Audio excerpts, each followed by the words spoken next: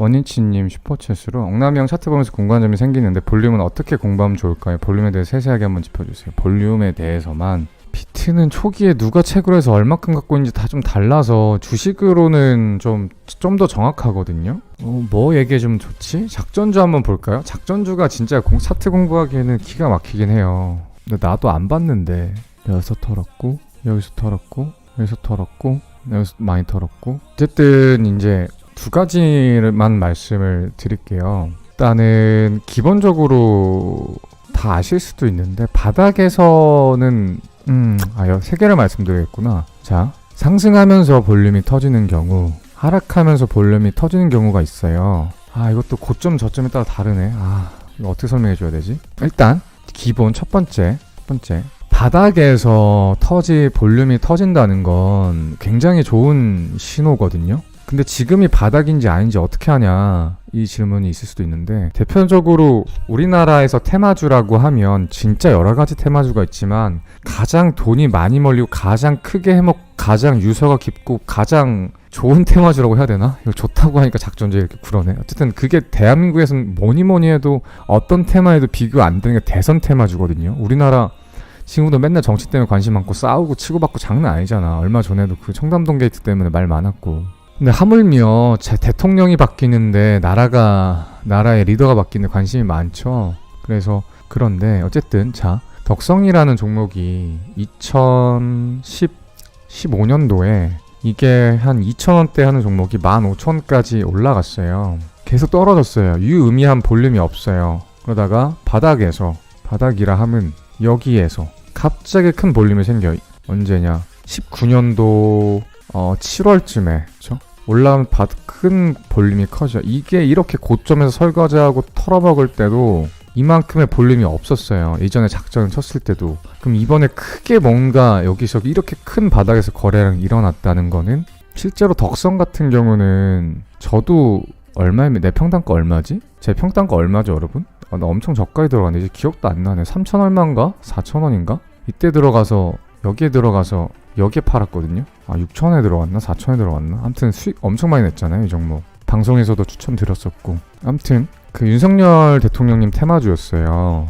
여기에서 없던 역대급, 이전의 고점에도 저점에도 나오지 않던 역대급 볼륨이 터지기 시작했어요. 근데 볼륨이 터져서 올라갈 것 같지만 다시 주가 관리해서 내렸죠. 또 여기서 볼륨이 엄청 터졌지만 또 내렸죠. 이게 굉장히 의미 있는 행위거든요. 굉장히 의미 있는 행위. 이렇게 사서 올려놓고 굳이 볼륨 없이 떨고, 그러면 이게 어떻게 되냐면 여기에서 많이 사졌지만, 보통 알죠? 매수가 세면 가격이 올라야 되잖아. 매수가 세면 올라야 되잖아요. 근데 매수가 세서 이렇게 많이 매집을 했는데 거래량이 이씨 떨어진 게 아니라 거래량이 없이 떨어졌어. 그러면 산 사람만 있고 가격은 떨어졌어. 왜 이런 짓이 일어날까요? 보통 사면 오르거든요. 보통 사면 오르죠. 매수가 세면. 많이 샀는데 오를 때는 많이 사고 떨어질 때는 볼륨이 없고. 이 관리하는 거거든요. 관리. 내가 옛날에 주식 한참 21년도까지 할 때만 해도 대표적인 매집 종목들 되게 많이 알려드렸는데, 그거 보면 차트 보면서 얘기하면 좋은데 매집 종목 기억이 안 나요. 하여튼 이거 봐도 충분하니까. 일단 첫 번째 기억하셔야 될 건, 초딩 수준에서 말씀드리면 바닥에서 볼륨이 터지면 완전 좋은 거라 생각해요. 여기 아주 쉽게 좋은 거. 고점에서 볼륨이 터지면 나쁜 거. 왜냐면 고점에서 많이 팔아먹었다는 거니까. 저점에서 많이 팔아먹은 거고, 저점에서 많이 매수해둔 거에 산 거예요. 쌀 때 사서 비싸게 판 거 팔아야죠. 수익을 내려면. 그래서 여기서 많이 샀다는 건 저가라서 많이 매수세가 들어왔다고 생각하시면 되고, 고점에서 볼륨이 많이 터진다는 건 다 팔아먹었다는 거예요. 저점에서 산 거를. 일단 이게 첫 번째 기억하시면 되고, 자, 그리고 저점이 아니고 올라가는 도중에 볼륨이 터지면서 올라갈 수도 있고 안 터지면서 올라갈 수도 있죠. 떨어지는 것도 떨어지는 도중에 볼륨이 터지면서 떨어질 수도 있고 안 터질 수도 있잖아요. 볼륨이 터지면서 올라가는 건 괜찮아요. 좋아요. 이전에 있었던, 예를 들면 여기서 지금 볼륨이 터졌죠. 근데 이거 볼륨 또 터지면 또 올렸죠. 여기에서 산 사람도 있지만 여기서 샀다가 판 사람도 많단 말이에요. 이 판 사람들의 매물 다시 흡수하면서 올린 거거든요. 좋은 거예요. 볼륨 터지면 안 되는데 크다고 해달라고? 아무튼, 그리고 떨어질 때 이거 보세요. 여기 볼륨 주목하셔야 돼요. 급락했죠. 볼륨이 없잖아요. 아무도 안 사는 거예요. 질질 새죠. 사준 사람이 없어요. 이게 제일 안 좋은 거예요. 차라리 떨어질 때도 볼륨이 터지면, 물론 이제 그거는 고점 저점 다른데, 고점에서 터지면 다 떠넘겼다니까 안 좋은 건데, 바닥에서 그래서 떨어지는 와중에나 거의 바닥에 다 왔을 때 터지면 다시 누군가 받아준다는 건데, 받아주는 사람이 없어. 이렇게 급락을 해도 이런 거 이미 설거지가 끝났고 지금은 매도한 사람밖에 없어요. 물리는 사람밖에. 그래서 힘 잃고 떨어지는 차트거든요, 지금까지. 제가 얼마 전에도 그 얘기 했을 거예요.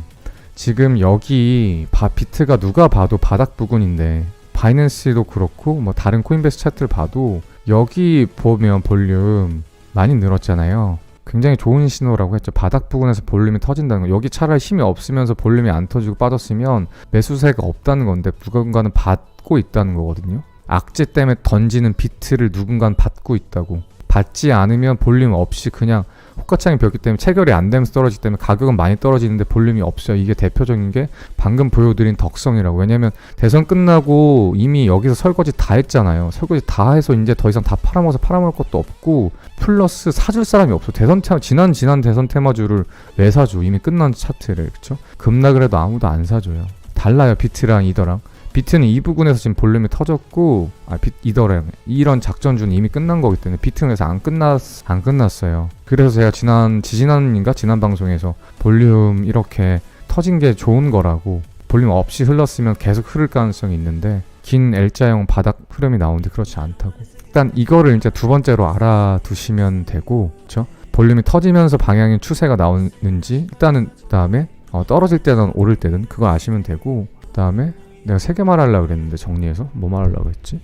그 다음에 이제 거래량, 어쨌든 이제 좋고 나쁘고만 말씀을 드렸고, 무슨 의미인지 말씀을 드렸고, 4개를 말해야겠다. 그 다음에 볼륨 가지고 정확한 고점을 예측할 수는 없어요. 힘들어요. 근데 어느 정도는 가능하거든요. 왜냐면 백데이터가 되게 많기 때문에 공부하시면 감이 잡히거든요. 볼륨도 사실 꿀통이라 유튜브 있냐 하면서 안 풀었는데, 덕성이 적절한 차트인지는 모르겠으나 어쨌든 이전에는 매집이 아예 없었어요. 이때부터 관리가 들어갔거든요. 이때부터 작전 시작입니다. 작전 구간이에요, 여기까지가. 이제 볼륨은 이제 해석을 하는 거예요. 매집이에요. 올릴 때도 사면서 올렸어요. 이 볼륨 다 더해보세요. 그럼 여기까지는 일단 저가에 매수했던 구간이에요. 자, 이게 테마주로서 가격이 이렇게 올랐다고 했었을 때 과연 그럼 우리는 어디서 터는 게 맞을 것인가 를 볼 때 볼륨을 보면 유의미하죠. 일단 여기도 사서 올렸어요. 이 구간에서 상한가 나오면서 여기서 좀 일부 팔았어요. 그래서 정확히 몰라요. 그럼 여기선 다시 샀고, 그러면 산 거 상충될 것 같고, 이만큼은. 그렇죠? 그럼 이만큼 볼륨이 고점 올라가서 여기 어딘가에서 터지면 바닥에서 산 만큼 터졌기 때문에 더 갈 수도 있지만, 일단 이 차트는 끝내야 돼요. 바닥에서 매집된 볼륨들이 고점에서 다 터졌기 때문에 소화가 다 고점에서 다 털었을 가능성이 있겠다. 그러면 더 올라가더라도 그냥 내 거 아니다라고 생각하고 파시면 돼요. 근데 정확한 가격대는 알 수 없어요. 이게 3만원인지 3만원 넘게 갔는데 이게 22,000원인지 18,000원인지 알 수는 없어요. 근데 타이밍 보고 아는 거고, 근데 볼륨만 가지고는 매매 못하죠. 다른 이제 것들을 섞어서 매매하면 되고, 제가 왜 하필 이때 매도를 했냐, 이날 꼭지점에서 매도를 했는데, 그리고 이때 전날에 제가 이 매도해야 된다고 아마 카톡방에 말하고 매도했을 거거든요. 하여튼 여기 왜 꼭대기에 왜 매도를 할 수 있었냐면, 이때가 대통령 후보를 정하는 결과가 나오기 직전이었어요.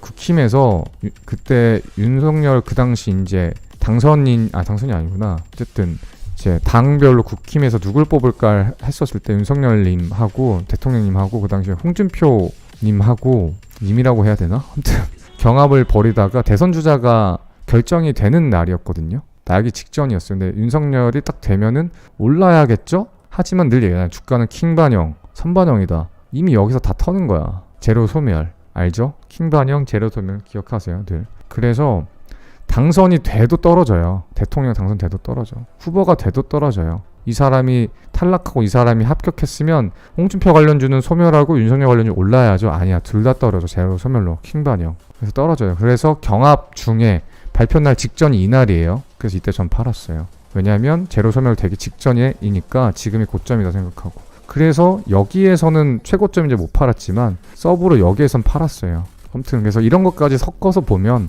볼만해요. 그 다음에 네 번째로 내가 뭘 말해주려고 그랬지? 또 봐야 되는 거 하나 있는데 이건 적합하진 않네. 이거는 제가 예전 방송에도 많이 나와 있던 건데 업비트에서 순환매 종목 매집 중인 거 찾는 방식이랑 이건 썰을 풀었던 건데 이 종목이 다시 다음 대선 때 또 다시 대선 테마주를 엮여서 올라갈 때는 어떤 모양이 나올지 말씀을 드릴게요. 이건 업비트에서도 제가 순환매 때 뭐 2년 동안 한 4-5번 순환매 먹으면서 이미 설명을 해가지고 자료가 다 남아있는 건데 이렇게 한번 설거지가 끝난 종목이 다시 또 흔히 얘기하는 주가 작전 세력이 들어와서 이거를 다시 매집해서 올릴 확률이 높거든요. 이미 함여건 재료이기 때문에 왜 그렇게 하냐면 이건 또 설명이 너무 길어지는데 아무튼 세력이 작전을 쳤던 종목은 나중에 다시 또 칠 확률이 일반 종목보다 높거든요. 어떤 식으로 흘러가냐면 이미 다 팔아서 얘네도 없어요. 다음 재료 엮어서 올리기 전에 미리 저가에 매집을 하고 올려야 되거든요. 왜냐하면 미리 1년 전에서 보통 작전 세력이 최소한 6개월 전에서 1년 전 보통 아니면 작전 기간이 한 2년 정도 보통 잡고 작전을 하거든요. 당연히 왜 그렇게 해야 되냐면 작전 세력의 목표는 하나예요. 싸게 사서 비싸게 파는 거.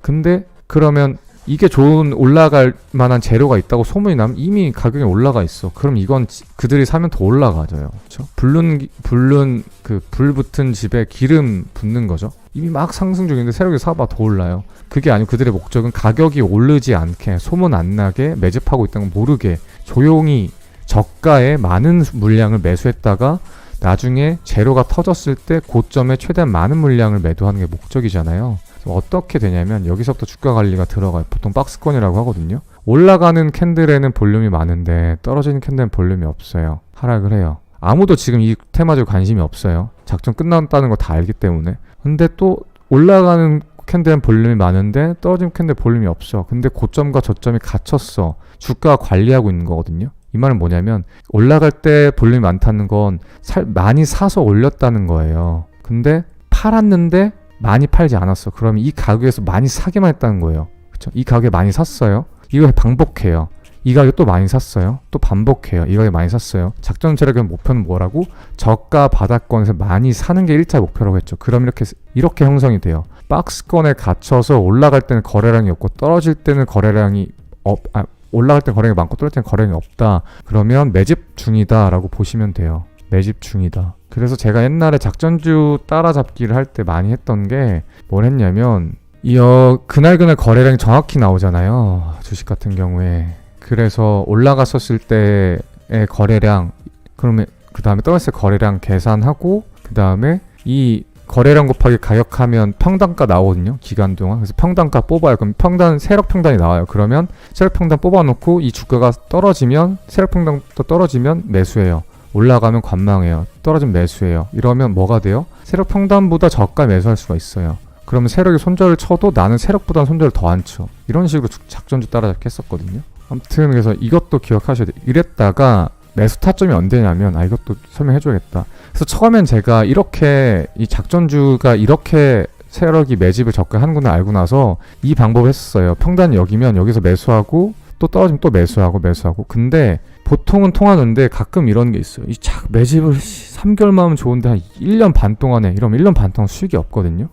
문제다. 이게 진짜 문제구나. 그걸 깨닫고서 이런 종목 언제 사냐면 여기서 사면 더 저가에 살 수 있고 손해를 더 조금 봐요. 하지만 기간이 언제까지 늘어질지 모르거든요. 그래서 어떤 차선택을 선택했냐면 박스권에서 매집이 끝나고 박스권을 상승 돌파하는 이 시점에 매수를 하게 되면 이 기간 동안 세력이랑 같이 매집을 안 해도 돼요. 평단가 이만큼 높여졌지만 기간에 대한 투자를 안 했기 때문에 다른 종목의 수익 보면 되거든요. 똑같이 나는 이렇게 매집을 하면 1년을 기다려야 돼요. 근데 따라잡기를 하면 박스권 상방에 빠졌을 때 따라잡기를 하면 1년 동안 기다리지 않고 4번 정도 매매를 할 수 있어요. 그러면 훨씬 큰 수익이거든요. 여기서 사는 것보다. 기간 대비 수익을 생각을 해야죠, 우리는. 그래서 올릴 때 들어가는 거예요, 여기서. 이거는 업비트 제가 순환매 먹을 때도 엄청 많이 먹어서 제 시드 점프 제일 많이 했을 때가 업비트 순환매 장세 왔을 때잖아요. 막 5천만 원을 20억 만들고 지난번 순환매 때 5천만 원도 아니다. 한 5천만 원 언더였는데 순환매 때 먹고 20억 만들고 그랬었잖아요. 영상 남아있을 텐데. 그때도 설명했어요. 이렇게 해서 지금 매집 중인 거 업비트 알트들 여기서 딱 따라 들어가서 터지면 매도하고 다음 거 또 들어가서 또 터지는 거 들어가고 이렇게 해가지고 순환매 먹어서 엄청 시드 많이 불렸었죠. 하여튼 이렇게 들어가는 게 훨씬 나아요. 2020년 11월 11일 영상 참고하라네요. 누군지 몰라도 고맙습니다. 코수루님. 아무튼 제가 이거 한 2번 정도 풀었어요. 그 유튜브 정주행 하신 분들은 다 봤을 거예요. 이 이야기는. 아무튼 볼륨은 그래서 한 이렇게 4가지 정도 기억하시면 괜찮을 것 같고 굳이 볼륨 매물대 찾을 때 유료 프로그램이 있거든요. 볼륨 프로파일이라고 있는데 굳이 그거 안 써셔도 되고 제 거 참고하시면 맨날 제가 여기까지가 일체액절이고 매물대다 첫 여기다 어쩌다 이렇게 하시는 분들